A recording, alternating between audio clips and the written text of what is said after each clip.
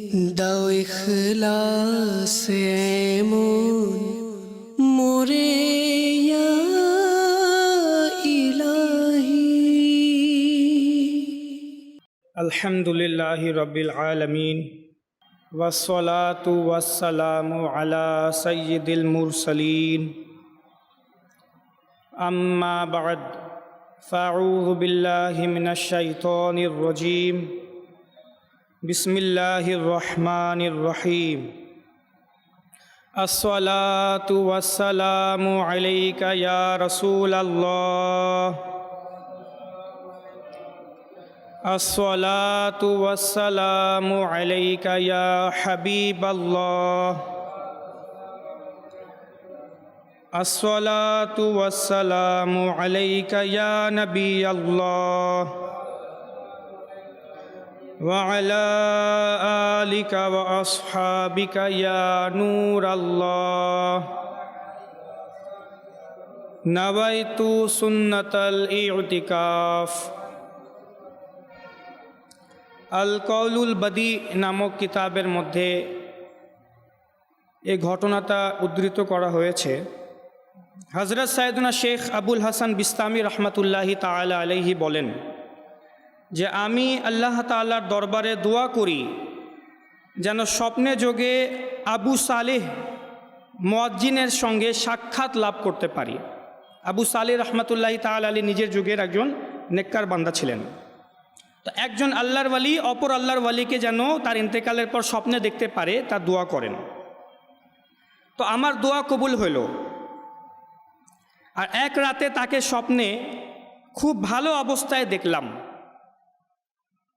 আমি হযরত সাইয়েদনা আবু সালেহ রহমতুল্লাহি তাআলা আলাইহিকে জিজ্ঞাসা করলাম, হে আবু সালেহ, আপনি সেখানকার অর্থাৎ আখিরাতের জীবনের কোনো সংবাদ আমাকে দিন।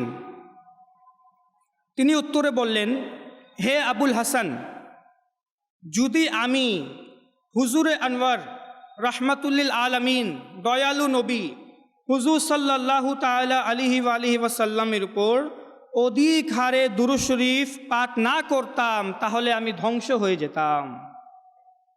অর্থাৎ বোঝা গেল যে তিনি মৃত্যুর পর যে নাজাত পেয়েছেন, আল্লাহ রাব্বুল আলামিন তাকে যে মাগফিরাত প্রদান করেছে তা একমাত্র দুরূদ শরীফ পড়ার কারণে। তিনি নিজের জীবদ্দশায় প্রিয় নবীর উপর অধিক হারে দুরূদ শরীফ পাঠ করতেন। তাই আমাদেরকে উচিত যে আমরা আমাদের জীবদ্দশায় রুটিন একটা বানিয়ে নেই যে প্রতিদিন কমপক্ষে 100 বার, 200 বার, 300 বার, 400 বার, যার পক্ষে যত সম্ভব কমপক্ষে 50 বার হলেও দুরূদ শরীফ পাঠ করা। এখন নামাজের মধ্যে আমরা যে দুরূদ শরীফ পাঠ করি, দুরুদে ইব্রাহিম, এই দুরূদ শরীফও আমরা পাঠ করতে পারি, কিন্তু এটা একটু বড় হয়ে যায়। এটা 100 বার পড়তে গেলে সময় বেশি লাগবে। তো আসসালাতু ওয়াসসালামু আলাইকা ইয়া রাসূলাল্লাহ, এই দুরূদ শরীফও পড়তে পারি রিপিট করে করে। সাল্লাল্লাহু আলা মুহাম্মদ সাল্লাল্লাহু আলাইহি ওয়াসাল্লাম, এগুলো ছোট ছোট দুরূদ শরীফ, এই দুরূদ শরীফও পড়তে পারি। দুরূদ শরীফের কিতাব আদিও আছে যেখান থেকে আমরা দুরূদ শরীফ সংগ্রহ করতে পারি। তো প্রতিদিন কমপক্ষে 50 বার, 100 বার নিজের রুটিন বানিয়ে নেওয়া উচিত। এতে ইনশাআল্লাহ আজ্জা ওয়া জাল দুনিয়াতেও বরকত দেখবেন এবং মৃত্যুর পর আখিরাতেও এর বরকত পাওয়া যাবে। যেমন তিনি কিভাবে বললেন যে যদি আমি অধিক হারে দুরূদ শরীফ পাঠ না করতাম তাহলে আমি ধ্বংসই হয়ে যেতাম। মানে আল্লাহর ওয়ালিও বলছে যে আমার নাজাতের ওয়াসিলা হচ্ছে দুরূদ শরীফ, আমার আমল নয়, অন্য কোনো ইবাদত নয়। তাই আল্লাহ তাআলাকে কোন আমল বেশি পছন্দ হয়ে যায় কেউ বলতে পারে না। তো আসুন আমরাও একবার দুরূদ শরীফ পাঠ করি। সল্লু আলাল হাবিব সাল্লাল্লাহু তাআলা আলা মুহাম্মদ সাল্লাল্লাহু তাআলা আলাইহি ওয়াসাল্লাম সালাতাম ওয়া সালামান আলাইকা ইয়া রাসূলুল্লাহ। সূরাতুল মাইদাতে আল্লাহ রাব্বুল আলামিন ইরশাদ করছেন যে তা কোরআনে পাকের কিছু আয়াতের একটা অংশ। আল্লাহ তাআলা ইরশাদ করেন, আমানু ওয়া আমিলুস সলিহাতি সুম্মাত্তাকাউ ওয়া আমানু সুম্মাত্তাকাউ ওয়া আহসানু ওয়াল্লাহু ইউহিব্বুল মুহসিনিন। আল্লাহ তাবারাকা ওয়া তাআলা ইরশাদ করছেন, এবং তারা যারা ঈমান নিয়ে এসেছে, ওয়া আমিলুস সলিহাত, এবং নেক আমল করেছে, উত্তম আমল করেছে, সুম্মাত্তাকাউ, এবং আল্লাহকে ভয় করে, ঈমান নিয়ে আসে, নেক আমল করে এবং আল্লাহকে কি করে? ভয় করে। আবার আল্লাহ বলছেন ওয়া আমানু, এবং ঈমান নিয়ে এসেছে। সুম্মাত তাকাউ, আল্লাহ তাআলা আবার বলছেন এবং তারা ভয় করে। ওয়া আহসানু, আল্লাহ তাআলা আবার পুনরাবৃত্তি করছেন এবং তারা নেক আমল করে। একই আয়াতে আল্লাহ তাআলা একই শব্দ কয়েকবার রিপিট করেছেন। তারা ঈমান নিয়ে এসেছে, নেক আমল করে, তারা আল্লাহকে ভয় করে। তারা ঈমান নিয়ে এসেছে, আল্লাহকে ভয় করে এবং নেক আমল করে। এই একই আয়াতের মধ্যে আল্লাহ তাআলা কয়েকটা শব্দকে রিপিট করেছেন বারবার। তো এই আয়াতকে তাফসীর ছাড়া বোঝা যাবে না। শুধু এই আয়াতের অর্থ শুনে এই আয়াতের অর্থ মিনিংটাকে আমরা বুঝতে পারবো না।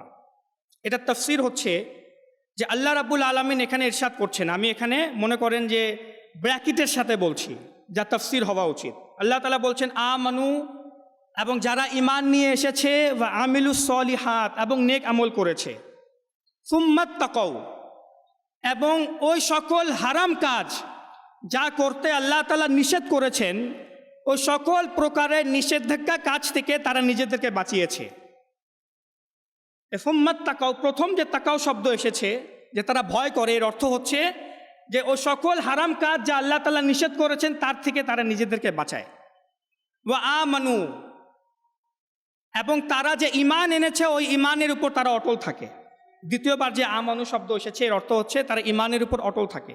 সুম্মাত তাকাউ, এবং তারা ভয় করে, আবার ভয় করে, এর অর্থ হচ্ছে পূর্বে তো আল্লাহ তাআলা বলে দিলেন যে সকল প্রকারের হারাম কাজ থেকে তারা নিজেদের বাঁচায়।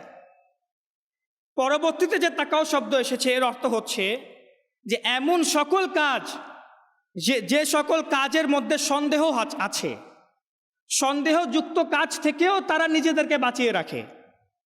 জানি না এই কাজটা হালাল নাকি হারাম, জায়েজ নাকি না জায়েজ, এই কাজটা করতে গেলে গুনাহ হয়ে যেতে পারে, এমন সকল প্রকারের সন্দেহযুক্ত কাজ থেকেও তারা নিজেদেরকে বাঁচায়। ওয়া আহসানু, এবং অন্যের উপকার করে, ভালো আমল করে। ওয়াল্লাহু ইউহিব্বুল মুহসিনিন, এবং আল্লাহ রাব্বুল আলামিন মুহসিনিন বান্দাদেরকে অনেক বেশি মহব্বত করেন, অনেক বেশি ভালোবাসেন। যারা নেক আমল করে আল্লাহ তাআলা তাদেরকে অনেক বেশি মহব্বত করেন। এই আয়াতে মুবারাকার ব্যাপারে মুসান্নাফে লিয়াবনি আবি শায়বা কিতাবের মধ্যে রয়েছে যে হযরত সাইয়েদুনা মাওলা আলী রাদিয়াল্লাহু তাআলা আনহু, যিনি ইসলামের চতুর্থ খলিফা, তিনি ইরশাদ করেন যে হযরতে উসমানে গনি রাদিয়াল্লাহু তাআলা আনহু, যিনি ইসলামের তৃতীয় খলিফা, তিনি অনেক সৌভাগ্যবান। কারণ এই আয়াতে মুবারাকা যা এখন আমি তেলাওয়াত করলাম এবং অর্থ বললাম, এই আয়াতে মুবারাকা স্বয়ং হযরত উসমানে গনি রাদিয়াল্লাহু তাআলা আনহুর শানে অবতীর্ণ হয়েছে। মানে আল্লাহ তাআলা এই আয়াতে মূলত উসমানে গনি রাদিয়াল্লাহু তাআলা আনহুর প্রশংসা করছেন। যারা ঈমান নিয়ে এসেছে, ভালো আমল করেছে, নিজেদেরকে হারাম কাজ থেকেও বাঁচিয়েছে, ঈমানের উপর অটলও ছিল, এমনকি এমন সকল প্রকার কাজ যার মধ্যে সন্দেহ থাকে ও সকল প্রকার কাজ থেকে নিজেকে বাঁচিয়েছে। আর আল্লাহ তাআলা মুহসিনিনদেরকে মহব্বত করেন, এরকম বান্দাদেরকেই আল্লাহ ভালোবাসেন। এটা মূলত উসমানে গনি রাদিয়াল্লাহু তাআলা আনহুর শানে অবতীর্ণ হয়েছে। অনুরূপভাবে হযরত আব্দুল্লাহ ইবনে উমর রাদিয়াল্লাহু তাআলা আনহু বলেন, সূরা জুমারের ৯ নং আয়াতে মুবারাকাতে আল্লাহ তাআলা ইরশাদ করছেন, আম্মান হুয়া কানিতুন আনা আল-লাইলি সাজিদান ওয়া কাইমা ইয়াহযারুল আখিরাতা ওয়া ইয়ারজু রাহমাতা রাব্বিহ। এই আয়াতে মুবারাকাও হযরত উসমানে গনি রাদিয়াল্লাহু তাআলা আনহুর শানে অবতীর্ণ হয়েছে। কোরআনে পাকের এরকম অসংখ্য আয়াত আছে যা স্বয়ং হযরত উসমানে গনি, যিনি ইসলামের তৃতীয় খলিফা, তার শানে, তার প্রশংসায় আল্লাহ তাআলা অবতীর্ণ করেছেন। আজ হযরত উসমানে গনি রাদিয়াল্লাহু তাআলা আনহুর আলোচনা করছি কারণ জিলহজ মাসের, এখন তো জিলহজ মাস না, এই জিলহজ মাসের 18 তারিখে হযরত উসমানে গনি রাদিয়াল্লাহু তাআলা আনহুকে নির্মমভাবে শহীদ করা হয়। তিনি এই মাসেরই 18 তারিখে, অর্থাৎ হজের পর, হজের কিছুদিন পরই তিনি শাহাদাত বরণ করেন। তাই আজ হযরত উসমানে গনি রাদিয়াল্লাহু তাআলা আনহু সম্পর্কে আলোচনা করব। মনে রাখবেন, হযরত উসমানে গনি রাদিয়াল্লাহু তাআলা আনহু অসংখ্য গুণাবলীর অধিকারী ছিলেন। তিনি একদিক দিয়ে বলতে পারেন যে ধনী এবং ধনাত্ম ব্যক্তিদের জন্য ইন্সপিরেশন, তিনি মোটিভেশন এক রকমের। যারা আমাদের সমাজে ধনী ব্যক্তি আছে না, ধনাত্ম ব্যক্তি, যাদের কাছে টাকা পয়সা আছে, তাদের জন্য হযরত উসমানে গনি অনেক বড় একজন অনুপ্রেরণার মতো কাজ করে। তিনি এমন একজন ব্যক্তিত্ব ছিলেন, যদি আমরা তার জীবনকে স্টাডি করি তাহলে আমরা বুঝতে পারবো তিনি কেমন একজন ব্যক্তিত্ব ছিলেন। টাকা পয়সার কোনো অভাব তার ছিল না, কোটিপতি ছিলেন। এই যে কিছুদিন আগে কোরবানি ঈদ গেল না, কত স্বাবলম্বী মানুষ কোরবানির জন্য কয়েক লক্ষ টাকা খরচ করে গরু বা ছাগল ইত্যাদি কেনার ব্যবস্থা করলো। যাদের কাছে আরও বেশি টাকা আছে তারা লক্ষ লক্ষ টাকা খরচ করে কয়েকটা গরু কিনলো, কয়েকটা কোরবানির জন্তু কিনলো। এটাই তাদের জন্য অনেক বড়। কিন্তু হযরত উসমানে গনি রাদিয়াল্লাহু তাআলা আনহু এমন কোটিপতি ছিলেন যা এভাবে বুঝতে পারেন যে তিনি শুধু আল্লাহ তাআলার রাস্তাতেই, আল্লাহর রাস্তায় দ্বীন ইসলামের জন্যই তিনি শত শত উট আল্লাহর রাস্তায় সদকা করে দিতেন। তার কাছে এমন তিনি সম্পদশালী ছিলেন। কিন্তু তার ব্যক্তিত্ব কেমন ছিল আসেন তার জীবনী সম্পর্কে সামান্য আমরা কিছু আলোচনা শুনি। হযরত উসমানে গনি রাদিয়াল্লাহু তাআলা আনহু ইসলামের তৃতীয় খলিফা। তার নাম উসমান। ইসলাম গ্রহণের পূর্বেও তার নাম উসমান ছিল, আবার ইসলাম নিয়ে আসার পরেও তার নাম উসমানই ছিল। কারণ অসংখ্য সাহাবায়ে কেরাম এমন আছেন যে ইসলামের পূর্বে তাদের নাম একটু ভিন্ন রকম ছিল, কিন্তু ইসলাম নিয়ে আসার পর আবার নাম আবার অন্যরকম, নাম তারা পরিবর্তন করে ফেলেন। তার উপনাম হচ্ছে আবু উমর, এবং তার অসংখ্য উপাধিগুলোর মধ্যে একটি প্রসিদ্ধ উপাধি যা হযরত উসমানে গনি রাদিয়াল্লাহু তাআলা আনহু পেয়েছেন তা হচ্ছে যুন নুরাইন। যেমন হযরত আবু বকর রাদিয়াল্লাহু তাআলা আনহুর উপাধি হচ্ছে সিদ্দিক, হযরত উমর রাদিয়াল্লাহু তাআলা আনহুর উপাধি ফারুক। তো হযরত উসমানে গনি রাদিয়াল্লাহু তাআলা আনহুর অসংখ্য উপাধি আছে। তিনি নিজের জীবনে এত বড় বড় কাজ সম্পাদন করেছেন, তিনি অনেক বেশি উপাধি পেয়েছেন প্রিয় নবীর কাছ থেকে, যার মধ্যে থেকে একটি হচ্ছে যুন নুরাইন।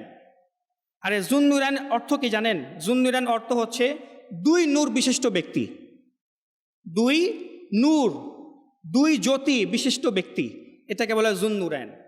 এখন যুন নুরাইন কেন বলা হয় এই ব্যাপারে উলামায়ে কেরামগণ অসংখ্য নিজেদের মতামত প্রকাশ করেছেন, যার মধ্যে থেকে একটি হচ্ছে তিনি বিতির নামাজে সম্পূর্ণ কোরআনে পাক খতম দিতেন। এখন নামাজও একটা নূর, কোরআনও পাকও একটা নূর, আর এই দুইটা নূরকে তিনি একত্রিত করে ফেলতেন বিধায় হযরত উসমানে গনি রাদিয়াল্লাহু তাআলা আনহুকে যুন নুরাইন বলা হয়। আর যা সবচেয়ে প্রসিদ্ধ কারণ তা হচ্ছে তিনি প্রিয় নবী সাল্লাল্লাহু তাআলা আলাইহি ওয়াসাল্লামের দুইটি কন্যা সন্তানের সাথে বিবাহ করেন। অর্থাৎ প্রিয় নবীর সঙ্গে হযরত উসমানে গনি রাদিয়াল্লাহু তাআলা আনহুর জামাইয়ের সম্পর্ক। প্রিয় নবী হচ্ছেন শ্বশুর, আর হযরত উসমানে গনি রাদিয়াল্লাহু তাআলা আনহু হচ্ছেন জামাই। আর দুই ক্ষেত্রে জামাই, তার দুইটা কন্যা সন্তানের দিক থেকে হযরত উসমানে গনি রাদিয়াল্লাহু তাআলা আনহু হচ্ছেন জামাই। এর জন্য হযরত উসমানে গনিকে যুন নুরাইন বলা হয়, দুই নূরওয়ালা ব্যক্তি। কারণ প্রিয় নবী নূর, আর প্রিয় নবীর দুইটা কন্যা সন্তানও নূর, আর নূর থেকে তো নূরই আসবে। তো প্রিয় নবীর সমস্ত সন্তান নূর, আর দুইটা নূরের সাথে বিবাহ করার কারণে তিনি দুই নূর বিশিষ্ট ব্যক্তি। হযরত রকিয়া রাদিয়াল্লাহু তাআলা আনহা, প্রিয় নবীর যে প্রথম কন্যা সন্তান, হযরত রকিয়া রাদিয়াল্লাহু তাআলা আনহার সাথে উসমানে গনির বিবাহ হয়। প্রায় 6 বছর হযরত উসমানে গনি রাদিয়াল্লাহু তাআলা আনহুর সঙ্গে রকিয়া রাদিয়াল্লাহু তাআলা আনহুর বৈবাহিক জীবন অতিবাহিত হয়। বদর যুদ্ধের সময় হযরত রকিয়া রাদিয়াল্লাহু তাআলা আনহু অসুস্থ হয়ে পড়েন, যার কারণে হযরত উসমানে গনি বদর যুদ্ধে শরীক হতে পারেন নাই। তিনি অপারগতা প্রকাশ করেন আর প্রিয় নবী থাকতে বলেন যে তুমি আমার কন্যা সন্তান রকিয়ার খিদমতে থাকো, নিজের স্ত্রীর খিদমতে থাকো, তুমি বদর যুদ্ধের শরীক হওয়ার মতো ফজিলত পাবা। যারা বদর যুদ্ধে শরীক হবে তাদের মতো তুমি ফজিলত এবং মর্যাদা পাবা। তা হযরত উসমানে গনি শরীক হন নাই। যখন প্রিয় নবী বদর যুদ্ধ শেষ করে আবার ফিরে আসেন, ততক্ষণে হযরত রকিয়া রাদিয়াল্লাহু তাআলা আনহার ইন্তেকাল হয়ে যায়। পরবর্তীতে আল্লাহ রাব্বুল আলামিন হুজুর সাল্লাল্লাহু আলাইহি ওয়াসাল্লামের উপর ওহী নাজিল করেন এবং ফেরেশতার মাধ্যমে নির্দেশ দেন যে হে আমার রাসূল, হে আমার নবী, যে পরিমাণের দেনমোহর হযরত রকিয়া রাদিয়াল্লাহু তাআলা আনহার সময় নির্ধারণ হয়েছিল, সেই দেনমোহর নির্ধারণ করেই আপনি নিজের দ্বিতীয় কন্যা সন্তানের বিবাহ উসমানের সাথে দিয়ে দেন। নির্দেশ কার পক্ষ থেকে? আল্লাহ তাআলার পক্ষ থেকে। আল্লাহ তাআলারই ইচ্ছা ছিল যে উসমান যেন নবীর দুইটা কন্যা সন্তানকে বিবাহ করে। আর সবচেয়ে মজার বিষয় হচ্ছে এই পুরো বিশ্বের মধ্যে হযরত আদম আলাইহিস সালাম থেকে নিয়ে শুরু করে প্রিয় নবী পর্যন্ত, এমনকি কিয়ামত পর্যন্ত ধরে নেন, এমন কোনো ব্যক্তি পৃথিবীতে নাই, মানুষের ইতিহাসে এমন কোনো মানুষই নাই যে একটা নবীর দুইটা কন্যা সন্তানের সাথে বিবাহ করেছে। যত নবী এসেছেন তো অনেকের সৌভাগ্য হয়েছে কোনো না কোনো নবীর কন্যা সন্তানের সাথে বিবাহ করার, কিন্তু হযরত উসমানে গনি একটা নবীর দুইটা কন্যা সন্তানের সাথে বিবাহ করেছেন। ওটা কোন নবী? যিনি দুই জহানের সর্দার, যিনি রাহমাতুল আলামিন। এই জন্যই হযরত উসমানে গনি রাদিয়াল্লাহু তাআলা আনহুকে যুন নুরাইন বলা হয়। হযরতে উসমানে গনি রাদিয়াল্লাহু তাআলা আনহু খুবই সুন্দর আকৃতির অধিকারী ছিলেন, দেখতে খুবই সুন্দর ছিলেন। প্রিয় নবী সাল্লাল্লাহু তাআলা আলাইহি ওয়া আলিহি ওয়াসাল্লাম ইরশাদ করেছেন, যখন তিনি নিজের দ্বিতীয় কন্যা সন্তান উম্মে কুলসুম রাদিয়াল্লাহু তাআলা আনহা, তার নাম বিবি উম্মে কুলসুম রাদিয়াল্লাহু তাআলা আনহার সাথে যখন উসমানে গনি রাদিয়াল্লাহু তাআলা আনহুর বিবাহ দিচ্ছিলেন, তখন প্রিয় নবী নিজের কন্যা সন্তানকে বলেন যে, হে আমার মেয়ে, হে আমার কন্যা উম্মে কুলসুম, তোমার যে স্বামী উসমানে গনি, সে তোমার দাদা হযরত ইব্রাহিম আলাইহিস সালাম এবং স্বয়ং তোমার পিতা অর্থাৎ আমি মুহাম্মদের সঙ্গে আকার আকৃতিতে অনেক বেশি সাদৃশ্য তার আছে।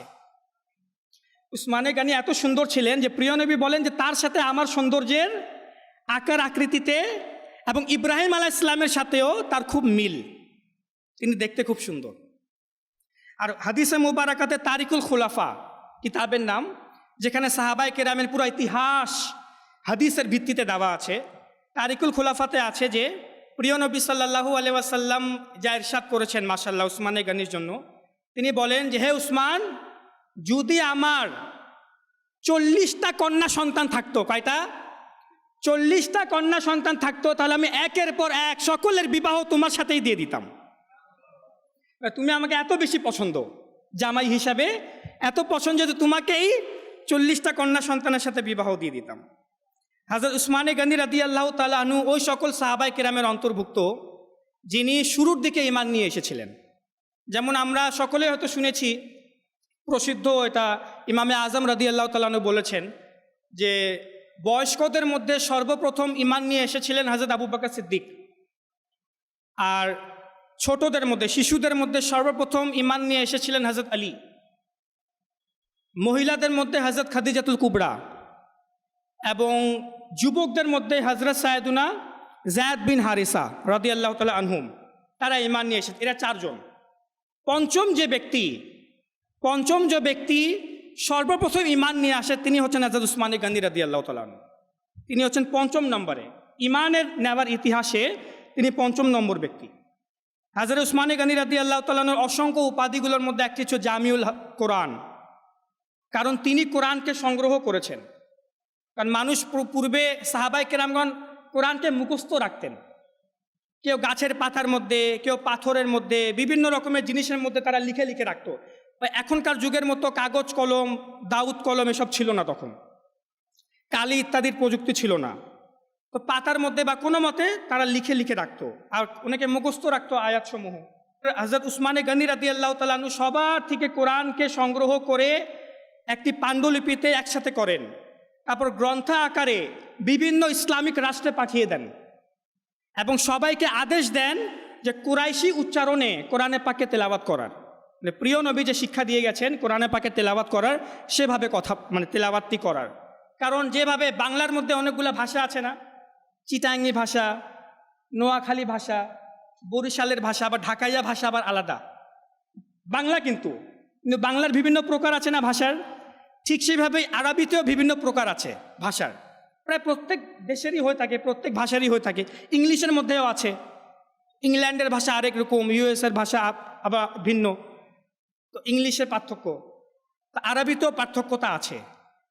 তো প্রিয় নবী যে ভাষায় কোরআন তেলাওয়াতে শিক্ষা দিয়ে গেছেন, কুরাইশি তেলাওয়াতি সিস্টেমে, তো এটা হযরত উসমানে গনি রাদিয়াল্লাহু তাআলা আনহু সবাইকে আদেশ দেন যেন এমন না হয় যে কোরআনে পাক পেল সবাই আর নিজের নিজের ভাষাতেই তেলাওয়াত করছে, নিজের নিজের ভঙ্গিতেই তেলাওয়াত করছে। তো এই সব নিয়ম কানুন সব হযরত উসমানে গনি রাদিয়াল্লাহু তাআলা আনহু থেকেই এসেছে। আর হযরত উসমানে গনি রাদিয়াল্লাহু তাআলা আনহু তৃতীয় সবচেয়ে বড় গুণাবলী, যা সবচেয়ে বেশি প্রসিদ্ধ, এবং আমি প্রথমেই বললাম যে ধন্যাত্ম ব্যক্তিদের জন্য, সম্পদশালী ব্যক্তিদের জন্য অনেক বড় ইন্সপিরেশন ছিলেন তিনি। এটা কেন? কারণ তিনি দ্বীনে ইসলামের জন্য নিজের মনকে অনেক উদার করে রেখেছিলেন, তার মন অনেক বড় ছিল। তিনি সম্পদশালী হওয়া সত্ত্বেও প্রিয় নবীর কাছ থেকে 2 বার জান্নাত খরিদ করেন। কয়বার? দুইবার জান্নাতকে কিনে নেন তিনি। কিভাবে?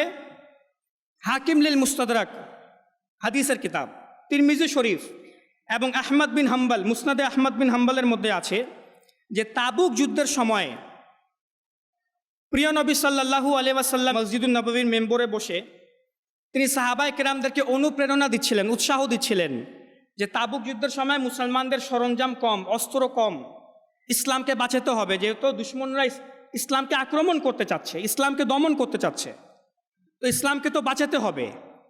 তোর যান অস্ত্র নাই, সরঞ্জাম নাই, এমনকি আরোহণের ব্যবস্থাও নাই। সাহাবায়ে কেরামদেরকে উৎসাহ দিচ্ছিলেন, তোমরা দান সৎকা করো, তোমরা আল্লাহর রাস্তায় দাও। তখন সব সাহাবায়ে কেরামের সম্মুখে হযরত উসমানে গনি রাদিয়াল্লাহু তাআলা আনহু দাঁড়িয়ে বললেন, ইয়া রাসূলুল্লাহ, আমি বোঝাই বহন করার গদি এবং আনুষঙ্গিক মালপত্র সহ 100টি উট আল্লাহ তাআলার রাস্তায় সৎকা করলাম।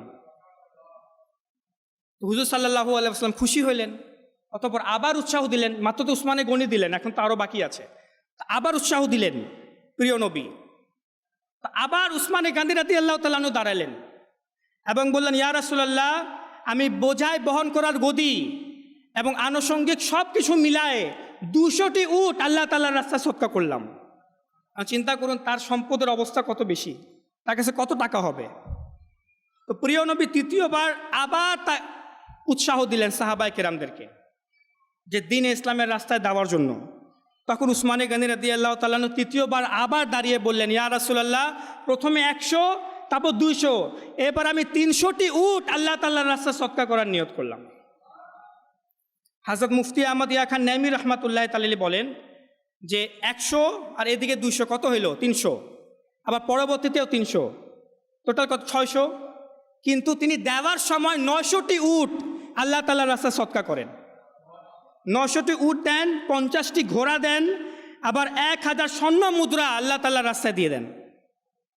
তো এখন চিন্তা করুন, তিনি সম্পদশালীও ছিলেন, আবার তার মন আল্লাহ তাআলার জন্য কত বড় ছিল, দ্বীন ইসলামের জন্য কত বড় ছিল। এখন আল্লাহ তাআলা প্রতিদান কি দেন শুনেন।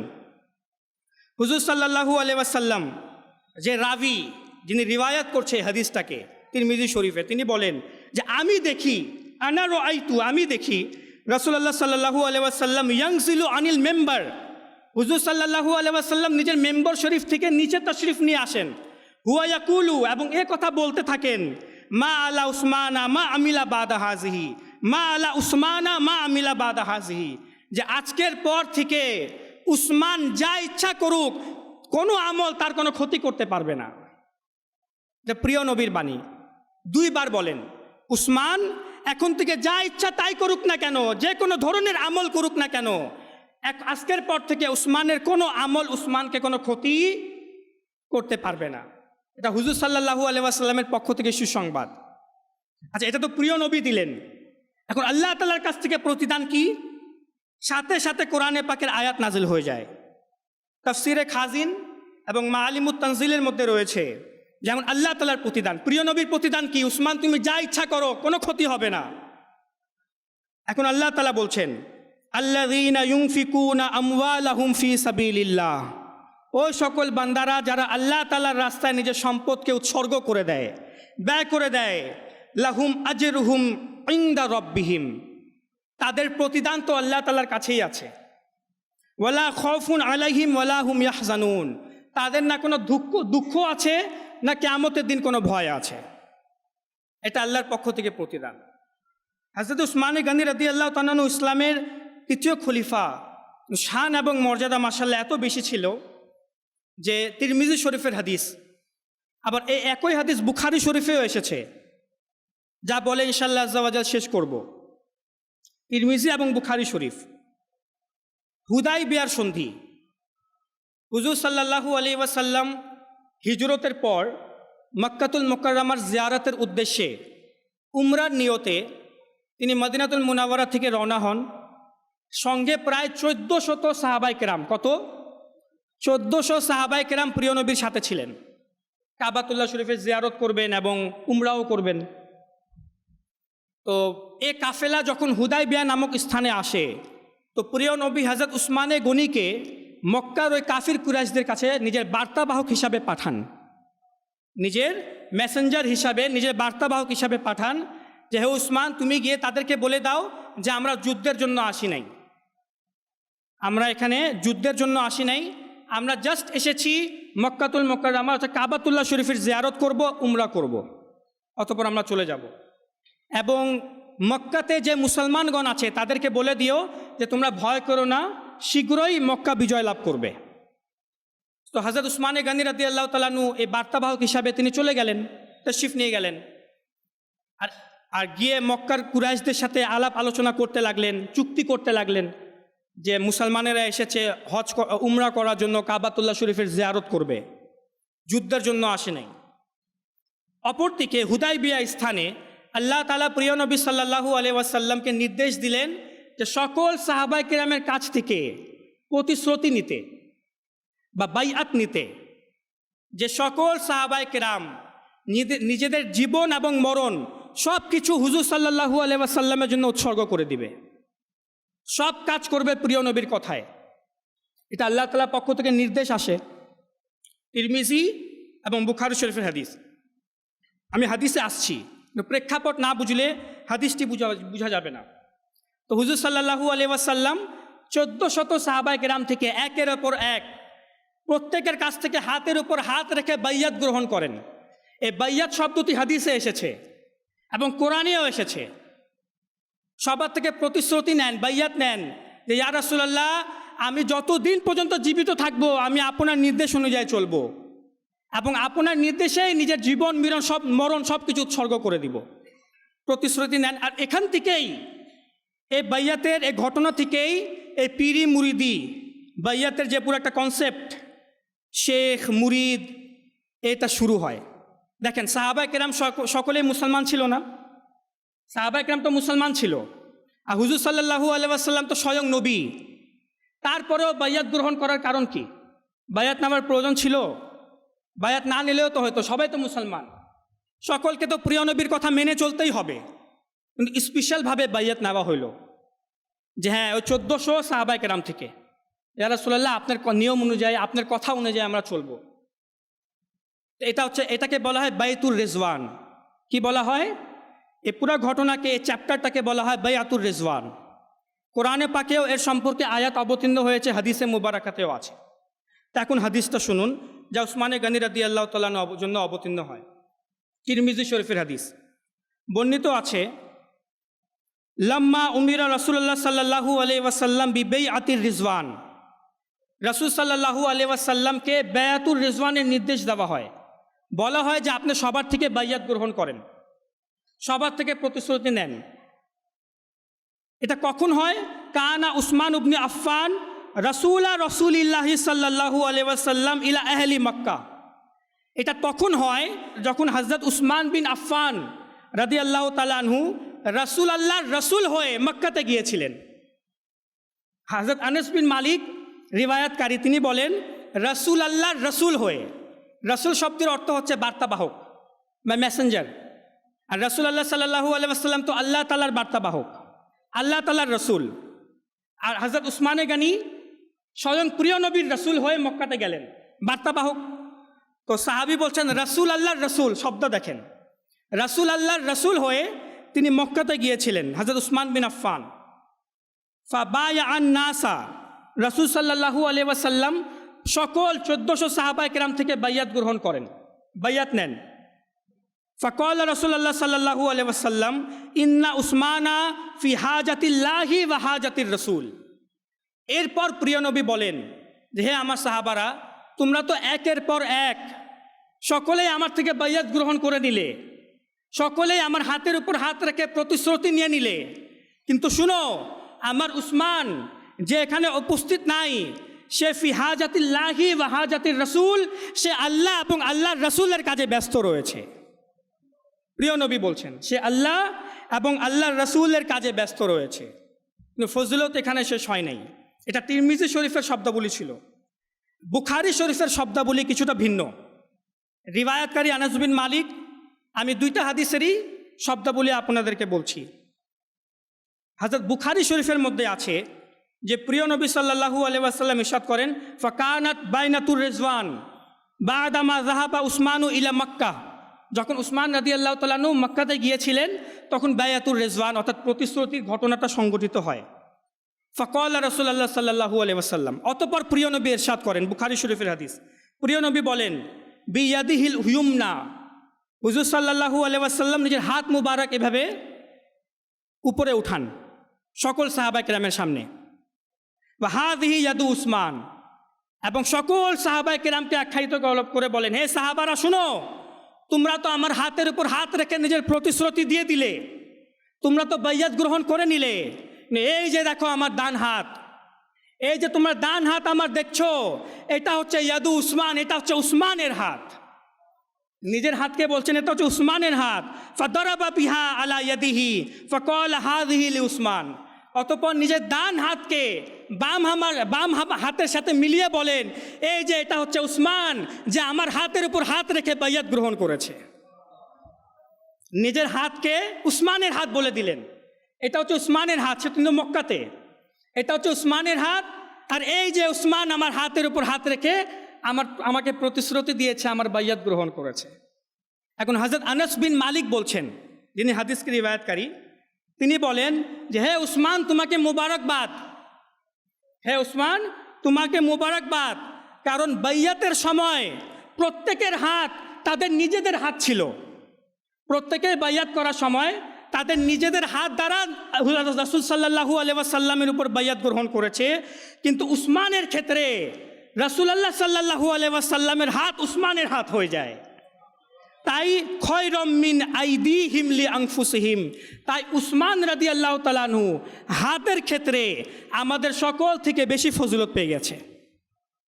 হাতের ক্ষেত্রে প্রিয় নবী সাল্লাল্লাহু আলাইহি ওয়াসাল্লামের কাছে তিনি সবার থেকে বেশি ফজিলত পেয়ে গেছে হযরত উসমান রাদিয়াল্লাহু তাআলা আনহু।